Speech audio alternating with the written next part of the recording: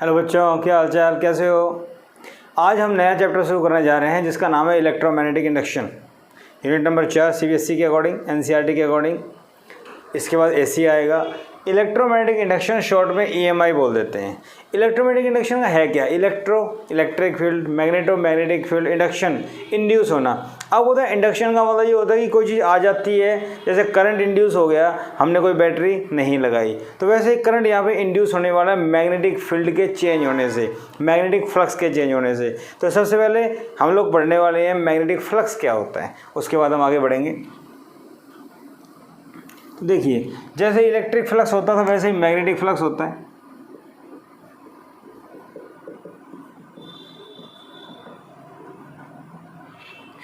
Magnetic flux electric flux की तरह होता है। It is the total number of magnetic lines of force, shortcut में MLOF, passing through an area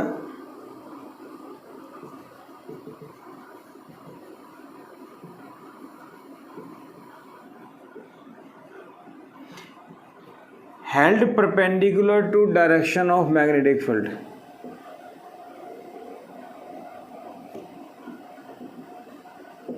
area जो है वो मैग्नेटिक लाइंस ऑफ फोर्स की डायरेक्शन के परपेंडिकुलर। कैसे? मान लो ये मेरे पास कोई एरिया, इसके अंदर से मैग्नेटिक लाइंस ऑफ फोर्स जा रही है, तो total number of lines of force, कितनी ज़्यादा लाइनें हैं passing through area held perpendicular to magnetic field, magnetic field के परपेंडिकुलर एरिया में से कितनी लाइनें जा रही हैं। ठीक है, जितनी ज़्यादा लाइनें होंगी उतना ही ज़्यादा क्या होगा, फ्लक्स। तो आपको बता दूं मैं, सिंबल क्या होता है, φB। ठीक है, तो मैग्नेटिक फ्लक्स क्या हो जाएगा इसके लिए, बोलो, मैग्नेटिक फील्ड इनटू में एरिया। क्यों? एरिया जितना ज़्यादा होगा या नंबर ऑफ लाइन्स उतनी ज़्यादा होंगी, तो एरिया पे डिपेंड करती है, तो एरिया से मल्टीप्लाई करना पड़ेगा। क्लियर, बात समझ में आ गई? ओके। अगर मैं कहूँ कि मैंने इस एरिया को टेढ़ा कर दिया, सुनना ध्यान से, और लाइनें अभी भी ऐसे ही जा रही हैं, तो क्या करें? तो इसको हमने टेढ़े किया, तो आपने पीछे बढ़ा हुआ एरिया वेक्टर, ए कैप, समझ रहे हो ना, डायरेक्शन के लिए, या एरिया वेक्टर ऐसे ले लो। क्लियर? अरे बोलो, ठीक है। तो मैग्नेटिक फील्ड के साथ कितना एंगल बना रहा है ये, थीटा। जनरली मैं इसको एन कैप मान लेता हूँ। एन कैप क्या होगा, unit vector in the direction of area vector. Clear? तो यहाँ पे मैग्नेटिक फील्ड का कंपोनेंट इसके अलोंग ले लो, क्या आ जाएगा, बी कॉस थीटा। तो अभी क्या फॉर्मूला बन जाएगा फ्लक्स का फॉर्मूला बन जाएगा बी कॉस थीटा इंटू में एरिया। क्लियर? और ये डायरेक्शन आ गई। तो अब आपको ये बात तो समझ में आ गई कि ये बी ए कॉस थीटा हो गया। क्लियर? ओके। और आपको ये भी पता हो गया कि इसको मैं ऐसे लिख सकता हूँ बी डॉट ए। इसका मतलब डॉट प्रोडक्ट हम लोग पढ़ रहे हैं। डॉट प्रोडक्ट क्या होता है, B dot A, B A cos theta, A dot B, A B cos theta. तो दो वेक्टर का डॉट प्रोडक्ट स्केलर होता है, इसलिए इट इज स्केलर। क्लियर? इतनी बात समझ में आ गई। यहाँ पे हमने जो लिया ना, वो बी कैसा है, यूनिफॉर्म। मैग्नेटिक फील्ड कैसा है बेटा, यूनिफॉर्म। अगर मैग्नेटिक फील्ड नॉन यूनिफॉर्म हो तो, अगर मैग्नेटिक फील्ड नॉन यूनिफॉर्म हो तो क्या किया जाए, वो देखो ध्यान से। If magnetic field B is non uniform, अगर मैग्नेटिक फील्ड भी नॉन यूनिफॉर्म है तब क्या करें, सुनना ध्यान से। ये मेरे पास ये था, इसका नॉर्मल वेक्टर ये हो गया, और मैग्नेटिक लाइंस ऑफ फोर्स इधर जा रही है। क्लियर है? तो क्वेश्चन ये आता है, फील्ड नॉन यूनिफॉर्म है, हर जगह चेंज हो रहा है, तो छोटा एरिया लेके चलेंगे, small area D A. Clear? इसका स्मॉल फ्लक्स निकालेंगे, small magnetic flux for small area. तो स्मॉल एरिया के लिए क्या होगा, D phi equal to B dot A की जगह डी ए हो जाएगा जो हमने अभी पढ़ा, ठीक है। तो टोटल निकालना हो तो टोटल मैग्नेटिक फ्लक्स, तो बेटा टोटल क्या हो जाएगा, phi equal to B dot D A integral close loop. अरे मेरी बात समझ में आ रही है, बोलो। मैग्नेटिक फ्लक्स क्या हो जाएगा, B dot D A close loop. Clear है, बात समझ में आ गई। Same as electric flux, E dot D A. Clear. A की जगह मैं एस भी कर सकता हूँ, मतलब कुछ बुक्स में ऐसे दिया होता है, बच्चे कंफ्यूज ना हो जाएं। बी डॉट डी एस, तो एरिया को डी एस ले लो, चाहिए ले लो, कोई फर्क नहीं पड़ने वाला। बात करते हैं यूनिट की। तो यूनिट की बात करें तो मैग्नेटिक फील्ड की क्या होती है, टेस्ला। एरिया की क्या होती है, टेस्ला मीटर स्क्वायर। क्लियर। और वेबर, मैग्नेटिक फ्लक्स की यूनिट क्या होती है, वेबर। क्लियर है, टेस्ला मीटर स्क्वायर वेबर, हम लिख सकते हैं इसको, ठीक है। ये एसआई यूनिट की बात कर रहे हैं हम। किसकी बात कर रहे हैं बेटा, एसआई। सीजीएस यूनिट भी होती है, वो होती है मैक्सवेल। तो वो क्या होती है, 1 weber equal to 10⁸ maxwell. Clear, बात समझ में आ गई। तो सीजीएस और एसआई यूनिट दोनों पता लग गई हमें, ठीक है। तो मैग्नेटिक फ्लक्स क्या होता है, इलेक्ट्रिक फ्लक्स की तरह होता है, इसका यूज होता है, इसलिए हमें पता होना चाहिए। एक्चुअल में मैग्नेटिक फ्लक्स कुछ नहीं है, किसी क्लोज एरिया के अंदर से मैग्नेटिक लाइन्स ऑफ फोर्स का पास होना ही फ्लक्स कहलाता है। Actually magnetic flux per unit area, flux per unit area is magnetic field. मेरी बात समझ रहे हो, एक यूनिट एरिया में से कितना फ्लक्स पास किया वही मैग्नेटिक फील्ड होता है, और मैग्नेटिक फील्ड ही फ्लक्स होता है। मैग्नेटिक फील्ड इनटू एरिया, समझ गए, रिलेटिव टर्म है, कोई खास बात नहीं है, ठीक है भाई। बेसिक बातें हमने पढ़ ली, जरूरी था, इसका यूज होता है क्योंकि हम आगे जाके बार बार फ्लक्स फ्लक्स बोलेंगे। क्लियर है ना, ओके। और देखिए आगे हम शुरू करें। फैराडे नाम का साइंटिस्ट था, इसने सारा कुछ बताया। एक्सपेरिमेंट, इसने एक एक्सपेरिमेंट किया जिससे पता लगा कि मैग्नेटिक फील्ड के, मैग्नेटिक फ्लक्स के चेंज होने से करंट आता है। कैसे, देखो इसने क्या किया, एक कॉइल ले ली, एक गैल्वेनोमीटर लगा दिया इसमें,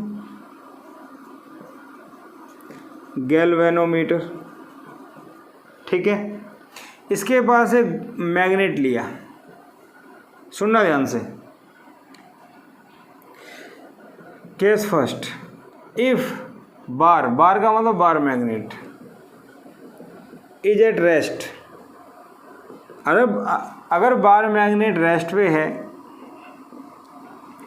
no deflection in galvanometer, galvanometer में कोई डिफ्लेक्शन नहीं आएगा, कोई डिफ्लेक्शन नहीं आएगा, इसका मतलब करंट क्या है, जीरो। तो गैल्वेनोमीटर में डिफ्लेक्शन है, इसका मतलब वहाँ पे करंट है, ठीक है। सेकंड पॉइंट, ठीक है, when north pole of magnet moves towards coil,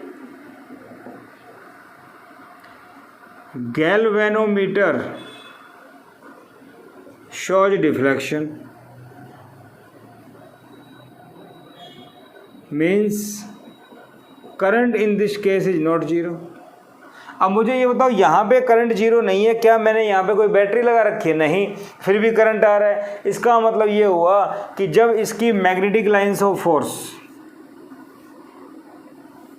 इसके अंदर से चेंज होगी, जब ये पास आएगा तो लाइन इसके अंदर ज़्यादा जाएंगी। तो जब मैग्नेटिक लाइन्स ऑफ फोर्स इस लूप के अंदर से चेंज होंगी तो उस टाइम करंट आता है, और इस करंट को क्या बोलते हैं, इंड्यूस करंट। क्यों बोलते हैं इंड्यूस करंट, क्योंकि यहाँ पे कोई बैटरी तो है नहीं, ये करंट अपने आप अराइज हुआ है।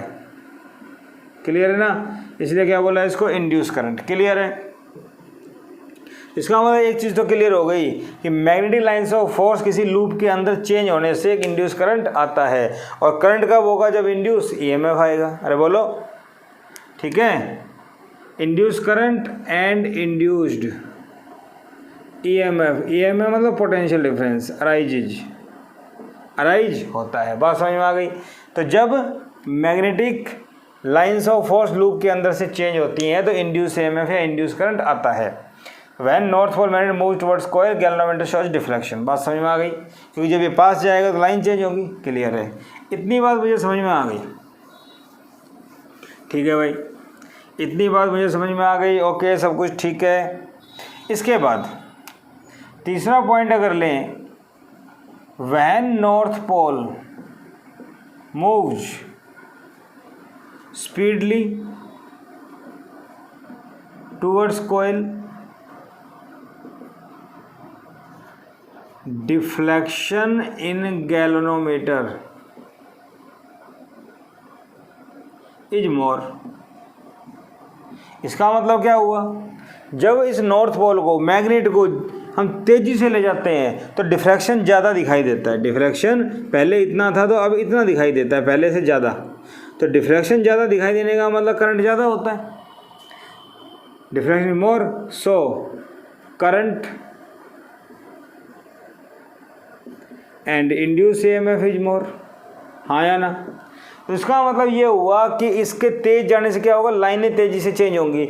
इसका मतलब मैग्नेटिक फ्लक्स जितनी तेज़ी से चेंज होगा उतना ही ज़्यादा इंड्यूस EMF या करंट आएगा। यही बात हुई। ठीक है। चौथा, when north pole moves away from coil then galvanometer shows deflection but in opposite direction. मतलब क्या हुआ कि नॉर्थ पोल, जब मैग्नेटिक फील्ड जब ये पास जाएगा तो बढ़ेगा तो डिफ्लेक्शन आएगा। जब नॉर्थ पोल दूर जा रहा है इसका मतलब लाइन्स ऑफ फोर्स यहाँ से डिक्रीज हो रही है, और मैग्नेटिक लाइन्स ऑफ फोर्स अगर यहाँ से डिक्रीज होंगी इसका मतलब चेंज तो हो रहा है flux, but deflection opposite direction आने का मतलब करंट चेंज हो गया, करंट की डायरेक्शन चेंज हो गई। मेरी बात समझ रहे हो? यहाँ डिफ्लेक्शन अपोजिट डायरेक्शन आने का मतलब करंट की डायरेक्शन चेंज हो गई, इंड्यूस EMF की पोलरिटी चेंज हो गई। क्लियर, बात समझ में आ गई? ओके, वही स्पीड से मूव करेंगे तो वही होगा। क्लियर है, इतनी बात समझ में आ गई? अरे बोलो।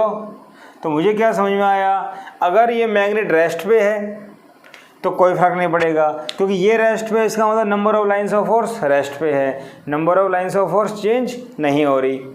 और अगर ये मूव करता है तो इसकी लाइंस चेंज होगी, मतलब फ्लक्स चेंज होगा। तो फ्लक्स अगर चेंज होगा तो इंड्यूस EMF आएगा। इतनी बात समझ में आ गई? अगर ये नॉर्थ पोल पास आ रहा है तो मैग्नेटिक फ्लक्स बढ़ रहा है तो यहाँ डिफ्लेक्शन एक डायरेक्शन में। अगर ये दूर जा रहा है तो अपोजिट डायरेक्शन में आ रहा है, इसका मतलब डिफ्लेक्शन अपोजिट डायरेक्शन में। इसका मतलब ये हुआ फ्लक्स इंक्रीज होगा तो करंट की डायरेक्शन अलग होगी, और फ्लक्स अगर डिक्रीज होगा तो अलग होगी। क्लियर, इतनी बात समझ में आ गई? ठीक है भाई, बेसिक एक्सपेरिमेंट का जो रिजल्ट था वो मुझे समझ में आ गया।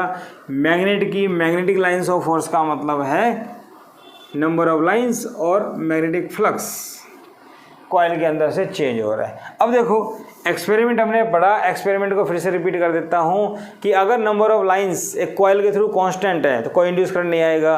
अगर number of magnetic lines of force मतलब फ्लक्स अगर चेंज हो रहा है तो इंड्यूस करंट, इंड्यूस EMF आएगा। इंड्यूस EMF का मतलब potential difference.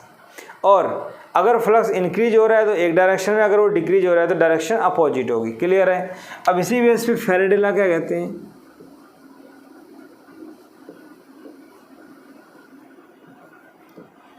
Faraday law number 1, short में वही बातें लिखनी है। When magnetic flux through a coil changes, जब मैग्नेटिक फ्लक्स मतलब magnetic lines of force through a coil changes and induced EMF और current is produced in coil, coil के अंदर इंड्यूस EMF या करंट आता है, and exist till magnetic flux changes. मतलब क्या हुआ, इंड्यूस EMF या करंट वहाँ पे आएगा और तब तक रहेगा जब तक फ्लक्स चेंज होता रहेगा।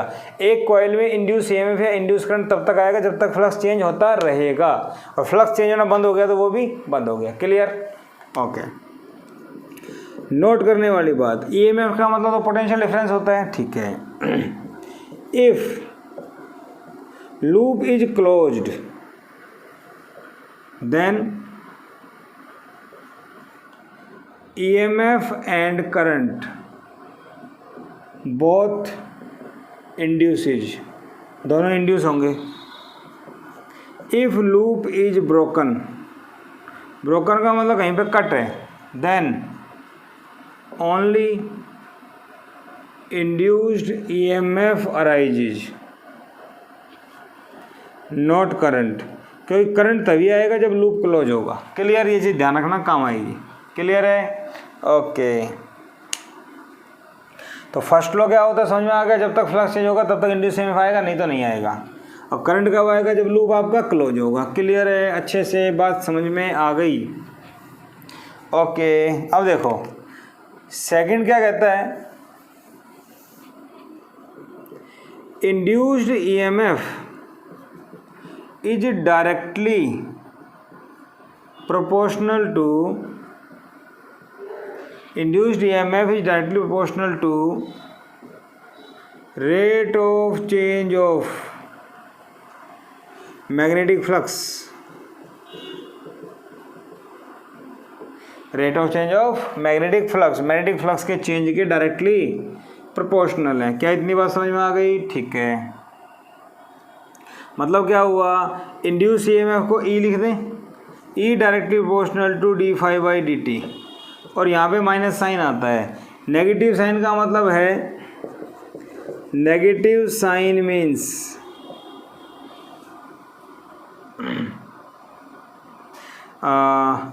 ई इज, या सिंपल लिखो,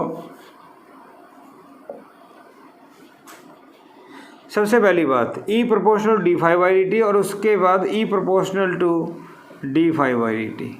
मतलब क्या हुआ, change in flux, rate of change of flux जो है वो इंड्यूस ईएमएफ के डायरेक्टली प्रोपोर्शनल, जितना ज़्यादा फ्लक्स चेंज होगा उतना ज़्यादा इंड्यूस ईएमएफ आएगा। मेरी बात समझ में आई? अरे बोलो बोलो भाई। Negative sign means E opposes change in magnetic flux. Induce EMF इस टाइप से आएगा कि वो इसके चेंज का अपोज करे। लेकिन ये चीज़ देखो जो मैं भी बता रहा हूँ, क्या E is more if rate of change of phi is more. अगर rate of change of increase, मतलब रेट ऑफ इंक्रीज या रेट ऑफ डिक्रीज, फ्लक्स जितनी तेज़ी से चेंज होगा उतना ही ज़्यादा इंड्यूस ईएमएफ आएगा। पीछे वही पढ़ा था हमने। दूसरा, नेगेटिव साइन का मतलब क्या होता है कि ई मैग्नेटिक फ्लक्स के चेंज का अपोज करेगा। क्लियर है, बढ़ रहा है तो बढ़ने का अपोज करेगा, घट रहा है तो घटने का अपोज करेगा। क्लियर है, ओके। इतनी बातें समझ में आ गई। इफ कोइल हैज एंट्रेंस, तो ईएमएफ का फॉर्मूला हो जाएगा minus N D phi by D T. Clear, okay. अगर मैं प्रोपोर्शनलिटी को हटाता हूं तो कांस्टेंट आता है के, और के को यहाँ पे अगर 1 लिया जाए तो ई क्या आ जाएगा, minus N D phi by D T. D phi by D T है rate of change of flux through one loop, और अगर एन लूप है तो एन के थ्रू आ जाएगा। ठीक है ना, D phi by D T rate of change of flux through one loop. ठीक है, and for N loops multiply कर दो। बात समझ में आती है ना, एक लूप का इतना एन के लिए चाहिए तो ये हो जाएगा, इंड्यूस ईएमएफ आ जाएगा। क्लियर, बात समझ में आ गई, ओके। जस्ट समझाने के लिए बताया आपको, इतनी बातें मुझे समझ में आ गई। E equal to D phi by D T मुझे फॉर्मूला याद करना है, काफ़ी इंपॉर्टेंट है। और देखो ई को मैं क्या लिख सकता हूँ, minus D phi by D T, तो ई इक्वल टू माइनस हो phi two minus phi one by D T, और डी टी की जगह मैं T two minus T one. क्या मैं ऐसे लिख सकता हूँ? तो बोलो।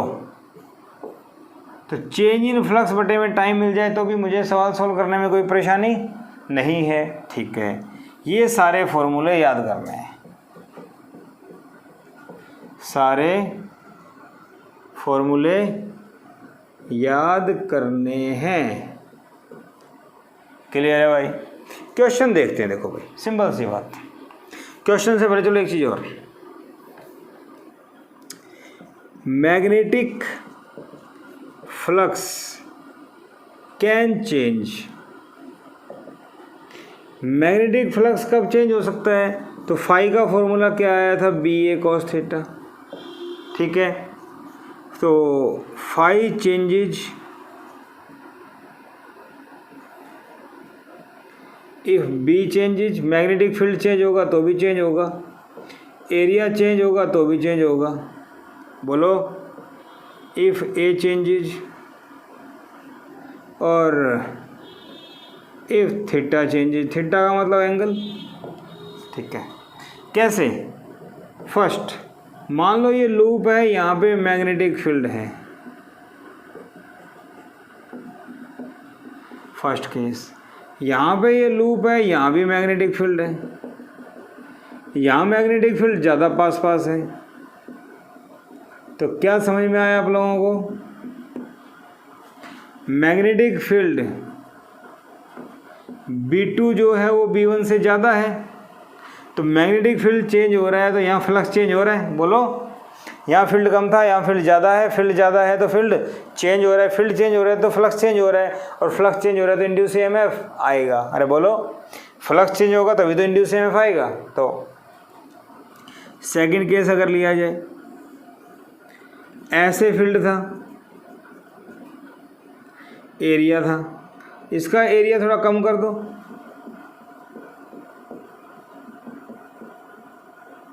तो ये A1 ये A2, तो A1 ज़्यादा है, तो एरिया चेंज हो रहा है, डिक्रीज हो रहा है। एरिया चेंज होगा तो भी फ्लक्स आएगा। मेरी बात समझ रहे हो? फ्लक्स नॉन जीरो का मतलब फ्लक्स आएगा, और फ्लक्स आ रहा है, फ्लक्स अगर आएगा तो d∅dt इंड्यूस EMF भी आएगा। क्लियर? बात समझ में आ गई? ठीक है, तो मैग्नेटिक फ्लक्स कैसे चेंज हो सकते हैं? फील्ड के चेंज करने से, एरिया के चेंज करने से, और थीटा के चेंज करने से। सपोज करो ये मेरे पास इस टाइप से फील्ड है, यहाँ ये कॉइल ले ली और ये कॉइल ऐसे घुमा रहे हैं ओमेगा से। अभी ये कॉइल ऐसे थी और अभी ये कॉइल मान लो ऐसे हो गई, ऐसे, तो थीटा चेंज हो रहा है, थीटा चेंज हो रहा है तो कॉस थीटा चेंज हो रहा है, और कॉस थीटा चेंज हो रहा है तो बेटा phi equal to B A cos theta. तो थीटा चेंज हो रहा है तो फाई चेंज होगा, हाँ या ना? तो थीटा चेंज करने का मतलब कॉइल को घुमा दो, फील्ड चेंज होने का मतलब फील्ड चेंज कर दो, एरिया कम ज़्यादा कर दो। तो मैग्नेटिक फील्ड, एरिया और थीटा मतलब ओरिएंटेशन, तीनों के चेंज होने से मैग्नेटिक फ्लक्स चेंज होता है, और मैग्नेटिक फ्लक्स अगर चेंज होगा तो इंड्यूस EMF आएगा। ठीक है, क्या बातें समझ में आ रही हैं? छोटी छोटी बातें हैं नोट करने वाली, इनके ऊपर कंसेप्चुअल क्वेश्चन बन जाते हैं, CBSE में भी बन जाते हैं, और नीट PMT IIT में भी बन जाते हैं। क्लियर? ओके भाई, अब अगर मैं लिखूं phi changes by changing B A and theta, so EMF changes या EMF इज प्रोड्यूस्ड। अगर B चेंज होगा तो फाई चेंज होगा, EMF आएगा, A चेंज होगा तो फाई चेंज होगा, EMF आएगा, थीटा चेंज होगा तो फाई चेंज होगा, EMF आएगा, क्योंकि फाई का फॉर्मूला होता है BA cos थीटा, और बेटा EMF होता है -d∅dt। कोई भी चेंज होगा तो ये आएगा। क्या इतनी बात समझ में आ गई? क्लियर है? अच्छा, E induced EMF has unit of volt. Clear? If R resistance of coil, अगर कॉइल का रेजिस्टेंस R है, देन इंड्यूस करंट तो इंड्यूस करंट क्या होगा, ई बाई आर, अरे बोलो minus D phi by D T by R. Minus sign का मतलब यहाँ पे सिर्फ इतना है कि ईएमएफ जो होता है वो चेंज ऑफ फ्लक्स का अपोज करेगा, अदरवाइज मैं इसका मैग्नीट्यूड भी ले सकता हूँ, कोई दिक्कत वाली बात नहीं है, आपके सामने है, देख लीजिए। ओके, चलो कुछ न्यूमेरिकल देखते हैं इसके ऊपर। देखिए क्वेश्चन नंबर 1, हमारे पास फॉर्मूला है E equal to minus D phi by D T, ठीक है। सिंपल सिंपल सवाल लेते हैं। If magnetic flux changes as phi equal to 3t square plus 4t plus 7, ठीक है, फाइंड इंड्यूस्ड ईएमएफ। तो क्या करें, E equal to D phi by D T, क्या ले लिया हमने, मैग्नीट्यूड। माइनस साइन का मतलब तो क्या होता है, जस्ट अपोज करेगा। तो मैंने क्या लिया बेटा, D by D T of 3t square plus 4t plus 7। Solve कर दो, मेरा आंसर आ जाएगा। डिफरेंशिएशन आता है 60 प्लस 4, बोलो वोल्ट। और आपसे कोई पूछे find induce EMF at t equal to 2 second, तो मैं लिखूँ at t equal to 2, E कितना आ गया 6 इंटू 2 प्लस 4, 16 वोल्ट। और अगर मैं मैग्नीट्यूड का माइनस लेता हूँ तो माइनस का आ जाएगा, मेरी बात समझ रहे हो। ये माइनस का मतलब चेंज का अपोज करेगा। अगर फ्लक्स का चेंज पॉजिटिव है, बढ़ रहा है, तो ये नेगेटिव हो जाएगा, और वो डिक्रीज हो रहा है तो ये पॉजिटिव हो जाएगा। क्लियर, कोई फर्क नहीं पड़ने वाला उससे।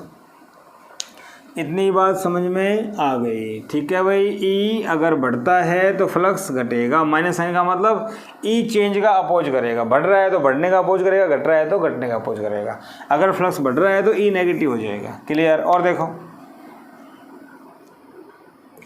If a coil has 500 turns, एक कोयल में कितना टर्न है भाई, 500, and magnetic flux changes from 5.5 10⁻⁻² weber to 0.5 10⁻⁻² weber in 0.1 second. Find EMF induced. Induced EMF बताओ कितना होगा, ठीक है। And resistance of coil is 10 ohm. Find induced current. तो देखो क्या करना है, नंबर ऑफ टर्न्स कितने हैं भाई, 500। इनिशियल फ्लक्स कितना है, 5.5 10⁻²। फाइनल कितना है, 0.5 10⁻²। टाइम कितना दे रखा है, 0.1 सेकेंड। रेजिस्टेंस कितना दे रखा है, 10 ओम। क्लियर। तो E का फॉर्मूला क्या होता है, minus D phi by D T. आप सोचोगे ये क्यों ले लिया, दो अलग अलग जगह का फ्लक्स दे रखा है, तो बेटा φ2 माइनस φ1 बाई में T2 माइनस T1, फॉर्मूला बताया था आपको, ठीक है। कोई दिक्कत नहीं, कैसा भी ले सकते हैं, माइनस ले लो, यहाँ पे आंसर प्लस का हो जाएगा। φ2 final flux, initial time, initial 0 मान लो, फाइनल क्या दे रखा है, 0.1 सेकेंड। क्लियर है।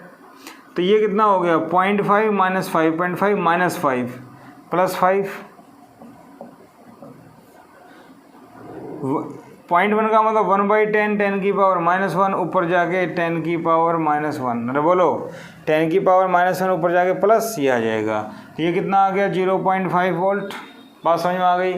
करंट अगर निकालना है तो बेटा क्या फॉर्मूला था, E/R। तो 0.5/R 0.05 एम्पियर। इंड्यूस करंट आ गया। क्या मेरा सवाल समझ में आया।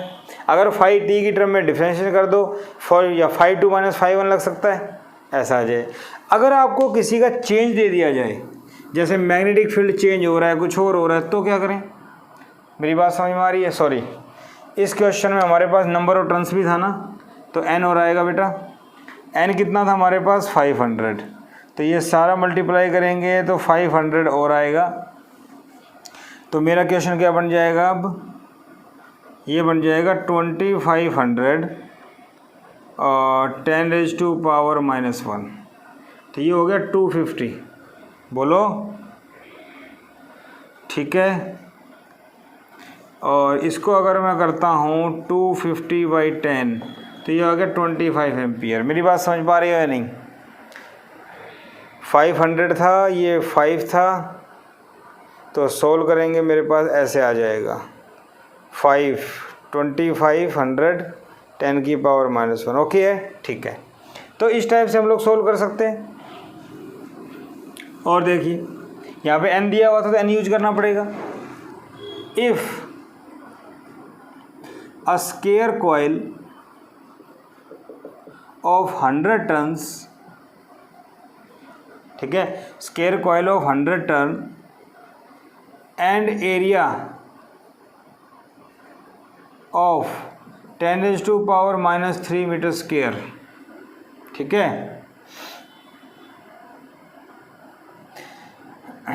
-2 metre square has rate of change of magnetic field 2 × 10⁻⁴ tesla पर सेकेंड, ठीक है। Find induced EMF. अब यहाँ क्या करें, देखो हमारे पास इंड्यूस ईएमएफ का फॉर्मूला है d∅dt, श्योर, n होता है नंबर ऑफ टर्न्स। ई का फॉर्मूला है -N/d/dt। मैग्नेटिक फील्ड चेंज हो रहा है, कुछ भी हो जाओ, मैं इसको बी ए लिख दूँ, फाई की जगह बी ए लिख सकते हैं, बी ए cos थीटा भी होता है, कोई यहाँ थीटा की बात हो नहीं रही। तो एरिया दे रखा है तो -NA, क्या ये dB/dt हो जाएगा? -N कितना है 100, एरिया कितना है 10⁻³ और dB/dt कितना है भाई 2 10⁻⁴। मेरी बात समझ में आई या नहीं आई? ठीक है, सॉल्व कर लो इसको। तो 4 और 3 7, 7 में से 2 गए 5, ये आ गया -2 10⁻⁵ वोल्ट।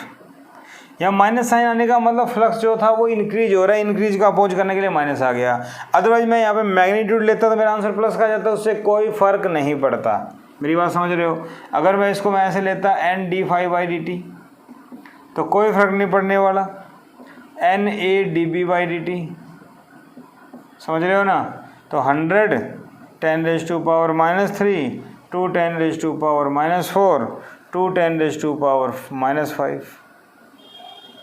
कोई फर्क नहीं पड़ने वाला, इससे एक ही बात है बेटा, समझ में आ गई बात? ठीक है। तो मैग्नेटिक फील्ड चेंज हो सकता है, समझ रहे हो ना? ये मेरे पास कोई क्लोज लूप दे रखा है, इस लूप के अंदर मैग्नेटिक फील्ड दिया हुआ है और मैग्नेटिक फील्ड टाइम के साथ चेंज हो रहा है।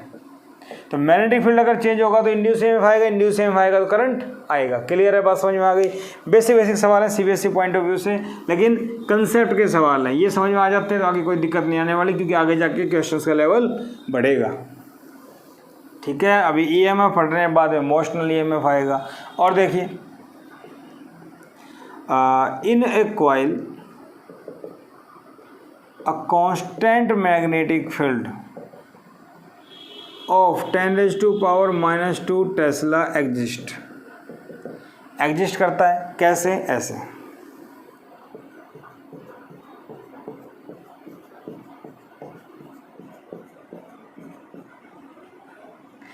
if rate of change of area is 0.1 metre square पर सेकेंड, ठीक है, फाइंड इंड्यूस्ड ईएमएफ। अब यहाँ क्या करें, देखो ईएमएफ -d∅dt n भी होता है, n के बारे में कोई बात नहीं कर रहा तो n को 1 ले लें, -n dy/dt, फाई क्या होता है ba, तो बेटा b तो कांस्टेंट है, -n b da/dt, हाँ या ना? बन गया सवाल। तो -n कितना है 1, b कितना दे रखा है 10⁻⁻2 और da/dt कितना दे रखा है आपको 0.1, सवाल ख़त्म। e कितना आ जाएगा 10⁻⁻2 1/10 -10⁻⁻3। अरे बोलो, माइनस साइन का मतलब क्या है कि फ्लक्स इंक्रीज हो रहा है तो ईएमएफ नेगेटिव, ठीक है। अगर मैग्नीट्यूड में लिया जाए तो ई कितना आ जाएगा 10⁻⁻3। अगर रेजिस्टेंस दे रखा हो तो E बाई वी कर दो। इफ़ R गिवन, या मान लो ना if R equal to 10 0.1 ohm, then current equal to E by R -3 0.1। 0.1 का मतलब 1/10, 1/10 ऊपर जाएगा तो 10⁻⁻²। बात समझ में आई या नहीं आई? करंट निकल जाएगा। तो मेरे ख्याल से आपको समझ में आ गया होगा। E equal to -N/d∅/dt, phi होता है BA, जिसका भी चेंज दे रखा हो वो वैल्यू पुट करो, सॉल्व करो, आपका आंसर आ जाएगा।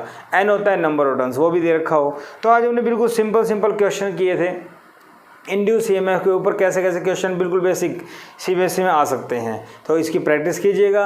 नेक्स्ट लेक्चर में हम लोग पढ़ेंगे इसके ऊपर और टिपिकल क्वेश्चन कैसे हो सकते हैं, और इंड्यूस EMF की डायरेक्शन, इंड्यूस करंट की डायरेक्शन कौन सा लॉ देता है, और मोशनल EMF वगैरह क्या होते हैं। स्टेप बाय स्टेप आगे बढ़ेंगे। बेसिक सवाल थे, NCERT से प्रैक्टिस कीजिएगा। Thank you.